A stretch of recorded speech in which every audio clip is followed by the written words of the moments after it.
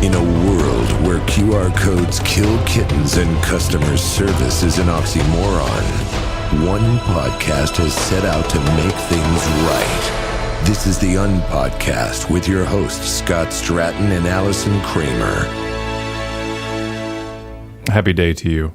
And a happy day to you, Mr. Stratten. And to all of the 7. Thank you for coming. It might be 6 because we talked about poop quite a bit last week, so we may be down to 6. We might have a draw chart losing people very quickly. Well, we're glad you are here, whoever that may be.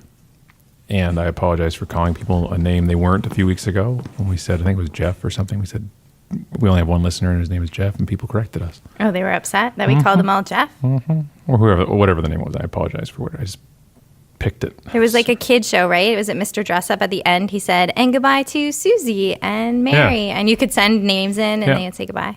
Yeah. So, yeah, thanks, Susie and Mary, for listening. He never said goodbye, Stratten. He probably said Scott, though. Yeah, but I knew that was general. Oh, you knew, you felt it in your heart that he wasn't talking right to you? Oh, speaking of talking right to you, that's what we're doing today. And a few things on the go. We have the 19 things millennials have killed. Awesome. We have some ladies not loving their leggings. A DC restaurant who don't like the gays. And how you can get a down payment for your place by just one little condition. Stranger Things doing some coolness with legal things. And our made-up word. And we don't have a question this week. So I might just ask you some questions. We've answered all the questions. Just some things that I want to know. All questions in the universe have been answered. Brought to you by Unbranding, the new book from the powerhouse Stratten and Stratten team. The 3rd book of the Untrilogy, their 5th book in total, 7 if you include the 3 versions of Unmarketing. Go and get it. It's awesome. A literary powerhouse, a power couple in literary corners of the world. How many books, I was wondering this last night while I was helping one of the children with a book report. How many books do you think we need to write before I won't get eye rolls helping children with book reports? Because the answer isn't 7 because we haven't gotten there yet. So I'm just wondering how many times I have to be actually published before I will be taken seriously. 12. 12 books? Okay, well, I'll just have to get writing, I guess. And by that time, if they still need help with book reports, then it's taken too long. We have a bigger issue. So millennials, those of you listening right now between the ages of 19 and 36-ish, thanks so much for killing everything. So stupid. You're welcome. Including senior millennial correspondent Wayne. As we confirmed on our last episode of the podcast. Right. Wayne is a millennial. Kathy, are you a millennial? No. Adam. Not, He's not. Just above her? Older than. Or below? 18? Okay. So this is to you, Wayne, and the rest of you hooligans that don't appreciate anything, but apparently enjoy the workplace, according to the last episode. So Business Insider has listed off the 19 things millennials are killing. All right. Ready? Scott Soul. I'm going to read them all. Yeah, not included is Scott Soul. I'm going to read them all to you, and then we'll comment on them. Ready? All right. Casual dining chains, beer, napkins, restaurants like Hooters, cereal, golf, motorcycles, home ownership, yogurt, especially light yogurt, bars of soap, diamonds, fabric softener, banks, department stores, designer handbags, gyms, home improvement stores, football, and oil. All right, I'm going to need a few more details. It's like I wrote that. Those are the 19 things Wayne also hates. You know what I love? If you're watching the Not on this list, Negronis. If you're watching the UnPodcast, we have an image up that I assume is like a stock image. Yes, like it if you search for stock image of millennials, you get this picture. That's exactly what it is. Very like gender and racially mixed up. Like, you know, like there's a representation of all those lines, and they're all staring at devices with goofy smiles on their faces. One's wearing a toque. I love that. Of course. Remember when Harvey's had posters on the wall of like kids doing stuff? Yeah. Yeah. That's it. Like new Harvey's. Yeah, that's exactly what it is. So they look so happy because they're young. Let's dive into this a bit. I was happy when I was young too. Applebee's announcing closing 135 restaurants. And millennials did that? Yep. Beer penetration. What? By the way, that's in my search history, so don't look at it. What? Fell 1% between 2016 and 2017. 1% is killing an industry? It's a big drop, though. Is it? Money-wise, yeah. Napkins. So millennials don't drink beer? Is that what they're saying? Yeah, I guess general Negronis only? Negronis. That's the Negronis Negroni. only. That's the Negroni effect, they call it. One sec. Wayne, have you ever been to an Applebee's? Yeah, I have. Okay, so Wayne can't be blamed for Applebee's, but we I can want my blame him baby for back, beer. Baby back. But I drink beer too, so. Yeah. Okay, so then it's a toss-up. What does Wayne not drink? What's next? Okay. Good question. On both Napkins. Wayne, do you use napkins? Sparingly. All right. The Post I points used one out today. to a survey conducted by Mintel, which highlights only 56% of shoppers said they bought napkins in the past 6 months. 86% surveyed they purchased paper towels. Now that's really that's kind of. and what they're saying is they're opting for paper towels and they use them as napkins They're than the same napkins. thing. And I think you just use more paper towels. Is that the thing, right? Restaurants like Hooters and Twin Peaks. Well, that's a good thing. They've dropped 7% in I business. mean, love Twin Peaks. Yeah. Scott loves Hooter wings. It's like Playboy and the articles. I would eat Hooters wings from a giant man named Jeff He loves them so much. that has no whatsoever wants. I would go to Pecker's and eat wings there if they sold the same wings. Yeah, he's really into the wings. They are so. I haven't had them in like 10 years, and they are because so I'm not good. going to Hooters. Right. So let's be very honest. Now about there's a why. direct causation. It's really women that have ruined restaurants. Right, that's right. Yeah. Cereal.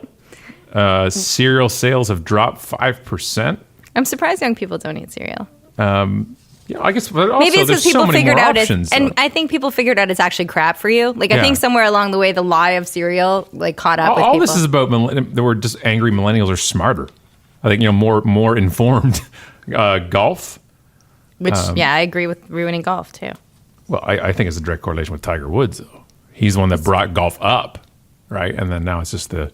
Plus, if you're concerned at all about the environment, you're not going to go golfing because it's like the most polluting sport in the world. Everybody's ruining everything. Motorcycles. U.S. sales were down 1.6% overall in 2016 versus the year before. Home ownership. Oh, yeah. Because you don't have enough money. You can't afford it. Yogurt. I'm fascinated. How did they ruin yogurt? This is the one that most fascinates Light yogurt me. sales fell 8.5% in the year ending September 2016, dropping $200 million. Because people realize light yogurt just has sugar in it. It's not really good for you. On the flip side, the rise of protein and organic options is the fall of sugar, actually. Bars of soap, they fell 2.2%. Dirty in millennials. 2015. No napkins and no bars of soap. Almost half, just a dirty generation. Almost half of all U.S. consumers believe bar soaps are covered in germs after use, a feeling that is particularly strong among consumers aged 18 to 24, as opposed to just 31% of the older folks who've just given up. I was just going to say I don't buy bar soap because it grosses me out a little There's bit. also other options. There's pumps. There's the whatever that you get the pump and what was it? The wash list. You don't have to rinse. You don't have to rinse your hands. What's the thing? You always see it. Okay, but that's not instead of soap. But yeah, people use it instead of soap, though. They do. They think I'm clean now.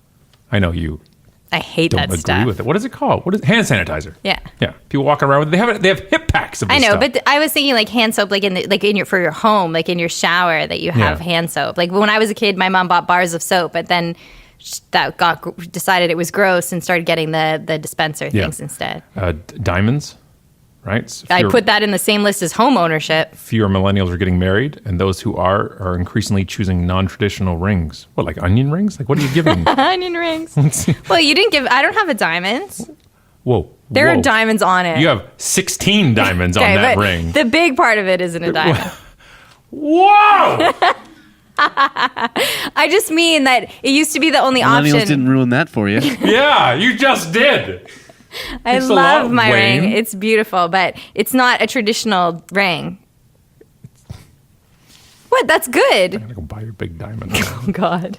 That's how Scott gets back at me in this argument. He's going to go buy me Don't tell me I can't buy you the biggest Are you diamond. saying I can't buy you a giant diamond? I'll buy you 3. Oh, God. Fabric softener. Softeners fell 15%. I don't buy fabric softener either. It's bad for your skin. Yeah, I hate that stuff. According to Downy maker Procter & Gamble's head of global fabric care, great title, millennials don't even know what the product is for. It's true. Oh, well, I don't know if they don't know what it's for, but I think that some of these things we're more educated. Are they actually showing that it's just millennial sales that are down, or are they showing sales in general? Both. Because I bet there are more people that are older than millennials aren't buying. Because I don't buy many of these things anymore. Hang on, both. That's no definitive. Exactly. Well, they're saying overall, Oh, okay. here's a thing, and then this is And where they're they think the blaming it- millennials, Yeah. but they'll say the millennial segment is even more. Just They're like blaming it on you. Yeah. banks, there's a massive shift in consumer behavior and consumer trust. I think coming out of the crisis, That's the millennials bank's have- problem, not the Well, banks millennials' themselves will problem. probably never die. Bank branches and physical bank locations may soon be a thing of a past. Nearly 3/4 of millennials with a bank account visit a branch once or less a month, and slightly less than 40% do not visit the physical banks at all. But this isn't ruining banks. This is just going digital. Like Yeah. nothing in here says Yeah. the banks have less people. Yeah. And plus, Millennials you are- can't blame millennials for reacting to the financial crisis. But they're not putting them in their fanny packs, their money. They're No. still putting it in a bank or a credit union. That Plus, like, books me where are to you speak going to a lot. get money to buy me a diamond ring if all the banks go in? Department stores, well, because they just stink. Designer handbags. Ooh. Brands like Michael Kors and Kate Spade have been forced to sell handbags at major discounts as millennials lose interest. And they lack the money to spend on the bags. And they don't want the same bag as their parents have. Right. Gyms. So this is I the... honestly, there was a split second in my mind where I was like, what's wrong with people named Jim? Yeah. That occurred, I thought that. Nobody likes Jim anymore. I thought it in my head. Damn it, Jim. So this is more of not the sake of fitness going away. It's that more specialized fitness. I agree with that. The from cycle to soul cycle, which I didn't realize was creepy. Don't say it's creepy. That's when we have private conversations, they're supposed to stay private. I didn't say you told me it was creepy. I bought somebody a ring with a lot of diamonds on it, and she said it was creepy. It does have a lot of diamonds on it. Home improvement stores, yeah, they're just big box stores, same thing. Football. Doesn't even give you a data. It just says It just says football. And oil. Like cooking oil? Millennials' conception of the oil industry means that it may struggle to find workers in the future. Doesn't even, Oh, the industry? yeah. That doesn't make sense. McKinsey found that 14% of millennials say they would not want to work in the oil and gas industry because of its negative image. Oh, bullcrap. Well, when you grow up watching like huge spills and stuff, I think you are less likely to want to work. They'll work if they got a job offer for $140K a year to go work at Shell. Then they can join a gym, buy a diamond, buy a house, Yeah, and get miserable like the rest of us start washing your damn hands. with soap. Just filthy animals. Oh, that's really funny. Okay, are you pranking me? Because this story is from Law News again. Huh? Is your lawn oozing? Last week on the podcast, we had a story from the Law News, which I read as Lawn Ooze, and now I have another story from I should lawnooze.com. get that checked. I'm sorry. They probably wanted to sponsor the podcast. They're Yeah. like, they're going to start telling our stories. We should really sponsor them. And now I'm calling them the Lawn Ooze. They're not going to want to sponsor us anymore. I've lost as a sponsor. Lawn fetish people showing up. Oh! I thought this was See, the lawns. I took it to the line, and you took it too far. That's what happened with the unsponsored podcast. So this story is from Law News with a Z.com. Legging-loving moms are layering up against LuLaRoe. Am I saying it right, or do you think it's LuLaRoe? Lawyering up against LuLaRoe. Oh, I said layering up. Yeah. Maybe But it's also true with clothing. They yeah, are layered. maybe I shouldn't read anymore. LuLaRoe? LuLaRoe. I don't- LuLaRoe. Let's go LuLaRoe. Let's say LuLaRoe. Yeah. Okay. Legging-loving moms are lawyering up against LuLaRoe. Hell hath no fury, like a work-from-home mom scorned. And this time, we're talking an army of comfortably yet fashionably dressed women who are complaining, uniting, and lawyering up. LuLaRoe is one of the most popular home sales businesses these days. Think Tupperware for 2017, but in the form of soft, patterned leggings and wacky printed T-shirt dresses. In the few years since the company's inception, it has grown to include over 80,000 independent fashion retailers nationwide, all hoping to realize their entrepreneurial dreams of spreading the Lula love.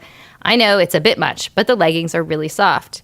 LuLaRoe sets itself apart from similar multi-level marketing competitors in that it requires its sales force of consultants to make a sizable upfront investment to the tune of about $6,000. Yeah, it's a lot of money. Also unusual is the company's policy not to allow sellers to choose their own inventory. Consultants place orders for styles and quantity, but when it comes to actual patterns and prints, they get what they get and they don't get upset. At least not until now. For a while, LuLaRoe was performing was permitting unsuccessful sellers, who apparently accounted for a whole lot of the 80,000 of their total retailers, to, quote, go out of business by issuing an inventory buyback of any unsold products, complete with a 100% refund of purchase price, plus with free shipping as well.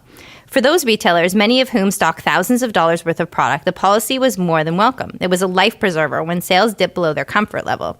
For those considering getting involved with the company, the policy was a major selling feature in that it seriously minimalized their financial risk. The 100% buyback was a shelter deal from the original contract terms to which sellers had agreed, and it was a welcome change to the company's policy. And then there was an announcement. So the announcement is that this week, without warning, LuLaRoe ended their buyback program and went back to their original contract terms, a 90% buyback on inventory and zero help with the often, this article says, astronomical shipping costs to return them. So the Lulu sisters, as they say here, were not happy. Now, as things heat up, see Twitter fury at hashtag SueLaRoe. If you don't believe me, well done. The company has adopted an interesting take on its actions. It put out the following statement. LuLaRoe is not changing its written policy. The only change is that the company is ending a temporary waiver offered to independent fashion retailers, leaving the business since April. LuLaRoe is making this change now because it has addressed issues that led to the waiver. So basically they're saying, what they're trying to say is this temporary thing, that when they increased it to 100%, that it was only temporary, that it wasn't a policy, and that now all these people, all these retailers are stuck with products that they didn't think they were actually stuck with. So what do you think, Scott? It's the direct sales industry. It's multi-level marketing. It's anybody can be a business owner. You just have to put up the upfront cost for our welcome kit, which in this case was $6,000 to $8,000 worth of leggings that you may or may not be able to choose. The problem with this is these don't work, ever, for the majority of people in this world. And one of the biggest issues is your biggest customer in a direct selling business is usually yourself, because you buy products that you don't need to keep a certain inventory, a certain sales level, to stay at a certain diamond, emerald, magenta, not diamond ring, but really diamond ring level. They're not really diamonds? No, they're diamonds, but okay. You don't consider it a diamond ring. So I'm just like... Oh, God. So you get all of these ladies signed up here for this program. And whether it was temporary or not, you know what happened? As soon as they announced this temporarily, all the direct salespeople in the organization to go recruit new women said... told them the policy. Hey, and they didn't say it's temporary. They didn't say it was just a short-lived thing. They said, don't worry. If you don't sell anything, no risk. Send it all back, free shipping, you're good. And they signed up under that. Yeah. And then they had people sign up under that and sign up under that. Now look, 90% buyback and you got to pay shipping? Shut your mouth. It's crazy expensive to ship back leggings. Each one of these leggings, I'm assuming, was $50 to $100 a pair. You would get a huge amount of money back if you had to ship. You just didn't like paying for shipping. Now, I'm not agreeing with them in doing this. Yeah. I've never heard of a buyback at all from any of the MLM companies I have heard of, or direct selling, whatever you feel like calling them. Usually get stuck with it. That is still crazy. I never have sided in my life with any of these organizations. But I think it's also a trust thing, right? Like, what's to keep them from going to 75% the next time, or 50%, and then not take it back? It says, too, in the article, the lawsuit that's brewing over LuLaRoe's buyback program won't be the company's first legal rodeo either. There's also a pending class action suit about the alleged poor quality of leggings that, according to the plaintiffs, ripped as easily as toilet paper. And then there was the time when LuLaRoe was accused of stealing an artist's artwork for a legging pattern. So this is a bad company. Like, once you get, one of the things we've seen over years and years of looking at stories is that, you can, once you get one or two things happen, mistakes happen, things happen. But then when you start piling story upon story upon story, usually there's a truth there. And it just seems like it's a scam to Direct me. selling has nothing to do with quality of product, ever. It's all I have to do with how many people I can get in my downline, how much of this crap can I push. And since you're the one buying it yourself for the most part, it doesn't matter if it's good or not. You want to keep your sales levels up because you want to go to that regional / or national conference and go on stage and then have a lot of people cheer for you. I just feel like, at the heart of it, there's probably a lot of people who spent $6,000 that they really needed, and they truly believed, I'm going to make a go of it. I'm going to try really hard. And they were convinced that there was no risk involved. And there was. You know something's a scam when somebody says anybody can do it. Yeah. It's not true. It's just not true. And they prey on that. And it makes me furious. Oh, it makes me furious. The first thing in my life made me furious. From the New York Times. I should have given you the lawn ooze story. The Millennials. You know Again? those folk. You know, you can't afford a house. Remember? Remember back in our day when you could? What? No. I'm sensing a trend here. Yeah. No, it's not a trend. That would be too organized of us. Well, the New York Times says, if we only had a down payment, maybe one of the most frequent complaints among aspiring homebuyers in cities across the country. Yifan Zhang, a 29-year-old entrepreneur who often hears this lament among her friends, has come up with a service that tries to help. When she bought a townhouse in Seattle with her husband last summer, she knew that the spare bedroom could generate extra income on Airbnb. But when she learned just how much they could collect each month, enough to cover the mortgage and sometimes more, her entrepreneurial instincts kicked in. Why not front would-be homebuyers money for a down payment and then collect a share of their Airbnb rental income in return? That was how Loftium, a service in Seattle, came about. It'll provide prospective homebuyers with up to $50,000 for a down payment, as long as they're willing to continuously list an extra bedroom on Airbnb for 1 to 3 years and share most of the income with Loftium over that time. It's for the people who don't have the parents to help or the high income to save while paying rent, said Ms. Zhang, who founded Loftium with Adam Stell, another entrepreneur who has already had about 200 Airbnb guests in her townhouse. They are just stuck trying to save for a decade or more before they give up. Executives at Fannie Mae, the government-controlled mortgage finance giant, also noticed that some young people perceived homeownership as an impossibility. In response, Fannie considered creative ways to make it easier for aspiring homebuyers. Loftium expects to appeal to young workers and families who are looking to buy their first home for roughly $600,000 or less.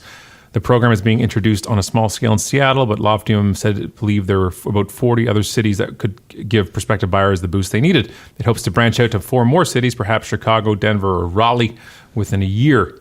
Saving enough money for a down payment has long been one of the biggest obstacles to homeownership. Though consumers generally need to put at least 20% of the purchase price to avoid paying mortgage insurance, first-time buyers put down far less on average, roughly 8.2%, and borrow roughly $200,000. What do you think? Well, I thought a few things. As from the entrepreneurial side of things, the thing that concerned me is that the entire business that she has started is all based on the success of another business, right? So, like, if something happens with Airbnb, let's just say, she doesn't have a business anymore. So part of me, and that's out of her control, right? And so my feeling and my experience of an entrepreneur is you want to be able to control as many things as possible. And I don't love the idea that my entire business would be based on this other business succeeding. Does that make sense? Yeah. Like, it's just so many eggs in the Airbnb basket that I'm kind of like, it makes me a little bit nervous. On the other hand, I know that coming up with a down payment is a huge barrier to entry to homeownership. Many people can afford a mortgage payment, but they haven't been able to save. And what she's solving a problem where people who are paying rent and want to be able to have that money go towards a mortgage instead don't have this money to put down. And so they're faced with all these extra fees that if you don't have the 20% that you have to pay, if they're even lucky to get 5% saved, like 5% is usually the bare minimum, right? From what I understand. And that can be a ton of money.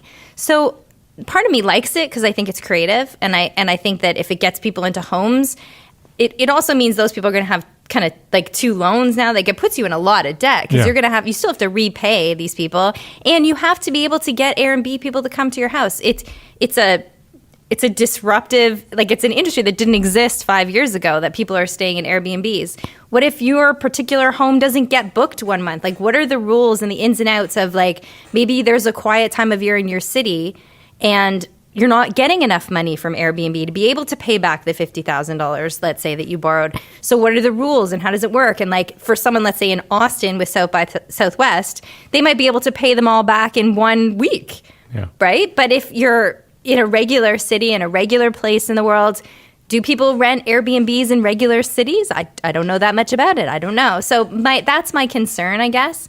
But if I lived in a city where Airbnb was welcome, and, like, where legislation wasn't against Airbnbs, which can happen, as we've seen in, like, New York, where landlords really got on top of it and you weren't allowed to have our Airbnbs in some places.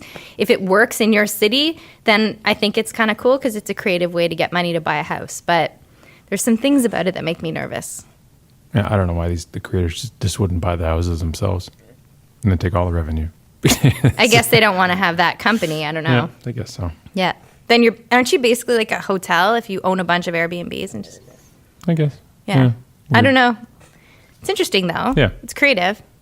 So this story is from the Washington Post, and it made me very angry. It says a gay couple was told that their sharing dessert doesn't go with the ambiance at a D.C. restaurant. The Prime Ribs website boasts it as one of the top 5 romantic restaurants in America, but a couple who recently dined at the restaurant's Washington location disagrees. After the man and his partner asked to split an ice cream sundae, they say their server told them 2 men eating out of the same bowl doesn't go with the ambiance of the restaurant. Ron Gage, 55, and his partner Henry McKinnon, 58, didn't see it coming. They were properly attired in blazers, which the restaurant requires for their 8:30 reservation. They had been joking around with the server Thursday evening, and what Gage said had been a nice evening until dessert. When it came time for dessert, we asked for 1 sundae with 2 spoons, Gage said. Their server said he would bring it in 2 separate dishes. He said it wouldn't look right with 2 gentlemen eating out of the same sundae. It doesn't go with the ambiance of the restaurant. The pair didn't know how to react. They were speechless. We nodded, Gage said. We weren't expecting it. Stunned, they kept their conversation with the server to a minimum for the rest of the meal and tipped him 15%. They usually tip 20% and left the restaurant without addressing it with the manager. I'm smiling when I'm reading that because I'm like, they're such good people. Like, Right. see, they're such good people. I'm like, only giving you 15%, which is standard for most people. I just want you to, like, most people don't even give 15%. Yeah. Most people, that's like, you know, being generous. They feel like heroes if they, here's this, people are completely like being treated terribly. And they're like, well, we usually give 20. They're such good people. And so they just went home. They said they felt embarrassed, and it took them back, to a really shameful place, they said. And so they went home, they slept on it, and woke up pretty angry. And they posted about it on Facebook and Yelp and were contacted by the Washington Post. And the manager said he was still trying to piece together the situation and hadn't had a chance to talk to the server yet in depth. The waiter in question, they kind of blame it on the waiter. It says the waiter in question is Bulgarian and does speak 4 different languages. It's kind of weird. I don't think you can blame the waiter. Obviously, the waiter understood what they wanted, didn't he? I don't know. I think it's awful. I would like to go split a sundae with them. You and I should go down there. I would buy them a dessert. Yeah, they're so nice. I love them tipping 15%. Everything sounds wonderful about them, including the fact that they ordered a sundae to split. Like, that's the most adorable thing I've ever heard. It says other restaurants, even in liberal Washington, have been publicly shamed for slinging homophobic and transphobic remarks, often directed at LGBTQ patrons who show affection in public. In London in 2014, a lesbian couple was asked to stop kissing because they were in a family restaurant. When a gay couple gave each other a peck on the lips before entering an Ohio pizzeria, they were accosted by a staff member who told them, "You better get used to this. This is Trump's America." And it says, even if the restaurant tries to make amends, Gage and McKinnon don't think they'll be back. I'm sure I know there are lots of other restaurants, sirs, that would love to have you as customers, so please go find them. This is awful. I'm glad they did something about it. You know what? I think a lot of people feel that way, like they leave, and then they never tell anyone, and they just don't go back. Yeah. And I'm glad that they posted about it, because people need to know that it's not a good place to go and eat. The worst place for shame is silence. Yeah, right? Absolutely. It just grows. Yeah, and then you could see the support. And yeah. I don't know. Yeah. So thank you. We put in one of our fine books, and we talked about it on the show in the past, what one of the Jack Daniels did once with a lawsuit where a band had taken their label, their infamous Jack Daniels I think it's label, an unselling, and put it up as their album cover. And they wrote to them and said, you know, it's a trademark, so we have to protect it, but we'll pay for the rest of your CD run and all. Like, they did, it was really nice, a way to handle it. So this is from Business Insider. Netflix asked a Stranger Things pop-up bar, I never thought I'd say that phrase, to shut down with this humorous cease and desist letter. Now, the context of this, of course, is Allison and I both have not really ever watched Stranger Things, so we don't. It scared me. Remember, we tried to watch it, and I got scared. I'm a big baby. So if you know the show, this will make even more sense to you.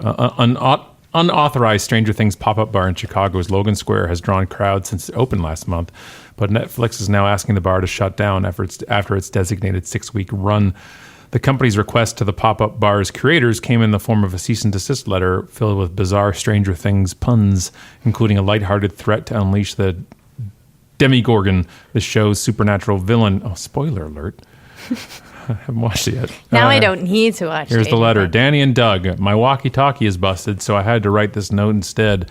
I heard you launched a Stranger Things pop-up bar at your Logan Square location. Look, I don't want you to think I'm a total wasteoid, and I love how much you guys love the show, in brackets, just wait until you see season 2. But unless I'm living in the Upside Down, I don't think we did a deal with you for this pop-up. You're obviously creative types, so I'm sure you can appreciate that it's important to us to have a say in how our fans encounter the worlds we build. We're not going to go full Dr. Brenner on you, but we ask that you please, 1, not extend the pop-up beyond its 6-week run ending in September, and 2, reach out to us for permission if you plan to do something like this again. Let me know as soon as possible that you agree to these requests. We love our fans more than anything, but you should know that the Demigorgon is not always as forgiving, so please don't make us call your mom. Jared Saul, the manager of the Emporium Arcade Bar where the pop-up is taking place, took the letter in stride. He told DNA Info via email, it's been so much fun for us and for fans of Stranger Things. It has even introduced the show to new fans here in Chicago who weren't aware of the show before visiting the pop-up. That's cool. I don't know what any of those puns mean. No. Not a single one. Apparently people do. So. But it's cool. I like that they did that. It's good. And I like made-up words. You want a made-up word? Mm-hmm. Made-up word. Don't make any sense. Made-up word. Don't mean no offense. Made-up word. It brings laziness. What is all this craziness? Made up. They're made up. Our made-up word of the week is the word you run across in your weekly walking arounds, our Find 7, and you find something and you look at it, you read it, you go, that's not real. What is that? That feels made up. The word today is submitted by Kat, and it is Fizzlebit. Fizzlebit. By the way, if you submit a word and we use and choose to use it on the air, you get to pick of any of our books. You let us know. We'll send it to you. So, Kat, you got to tell us. But we won't tell you we picked your word. You got to hear it on the show. Fizzlebit. Fizzlebit. Wayne. The last bacon bit. The last no bacon idea. bit. I almost had That no may be idea. your worst guess yet. Well done. I just made it up. I know okay? Adam knows what it is. He I was just here. made it up. Kathy? You know what it is? Yeah. Fizzlebit. We got a couple. We've stumped him a few times now. It's well done. Fizzlebit. It says that it means using a Fitbit only for telling time. So not using your Fitbit for fitness. That's terrible. That's Wayne deems that as terrible. And well, Fitbit's made up. So it's like a made up of a made up of a made up. That's right. It's just using it, but not so. And Adam brought up a good point. It's like wearing it to show that you're doing fitness, but you're actually not doing any. It's like when I fitness. wear yoga pants and I haven't gone to yoga. Right. Right? Exactly. It's like when I wear boxing gloves. Exactly. When do you wear boxing gloves? Wednesdays. Boxing glove Wednesdays? Yeah. They're like, you just come from the gym? Like, what? No. Just giant Everlast It's odder boxing that you gloves. wear those shorts too with it. You know? It's true. Because they have those shorts. It's true. It's true. Yeah. Giant Mexican flag. They're like, what is it? Nope. It's just shorts. What episode is this? Oh, 190. This is 196. 196. We are quickly approaching 200, are we not? We are, yeah. And so you should check our tweeters and the Unmarketing Facebook page where we will announce episode 200 Jamboree. And hopefully you can come. And if tickets are gone, I guess this might air after we've already announced it. won't yeah, it could, but yeah. still, it's a few shows away, so maybe you can get tickets. And if not, you Might can still just have tickets. You never compliment know. us. Yeah, Once you could tailgate. Once the 7 are gone, they're gone. Tailgaters would be cool.